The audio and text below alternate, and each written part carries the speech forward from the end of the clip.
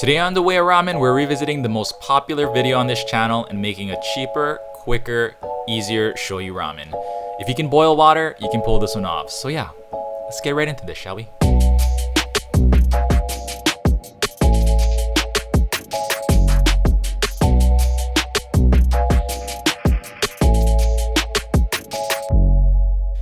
So because this ramen is so quick to make, I'm also going to show you how to do a quick Ajitama. You're going to poke a hole into an egg and then lower it into a pot of boiling water and cook it for about 6 to 7 minutes. If you don't poke a hole in your egg, it's going to look like this with the egg whites coming out of it. It's pretty gross. It doesn't affect the flavor. It just makes your egg look pretty janky. Anyways, cool it down in an ice bath and then peel it when it's cool.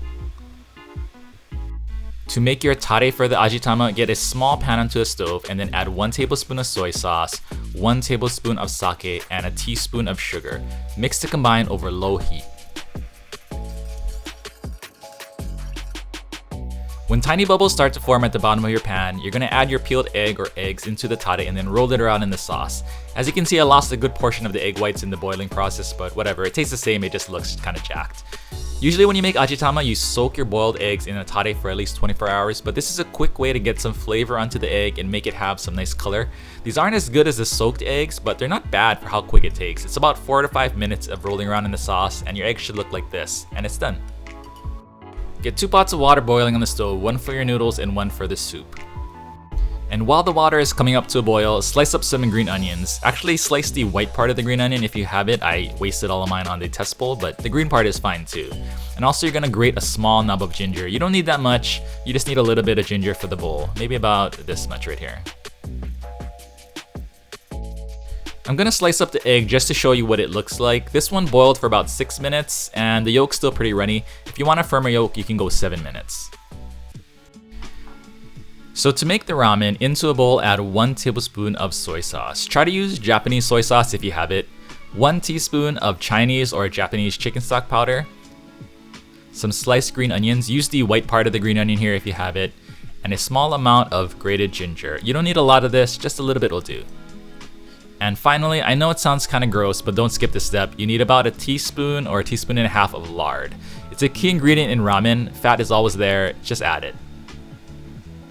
When your water is boiling, cook your ramen noodles according to the instructions. When the noodles are almost done, add 300 milliliters or about 1.25 cups of hot water into the bowl.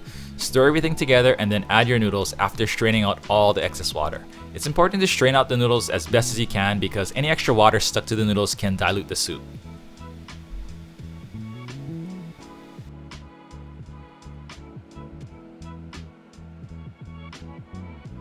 At this point, you can top with whatever you want. I'm just gonna do the Ajitama and some green onions and some nori. And that is a bowl of shoyu ramen that can be put together in about the time it takes to boil some water. And it's super easy too. Depending on how salty you like your ramen, you can always adjust the amount of soy sauce that you add.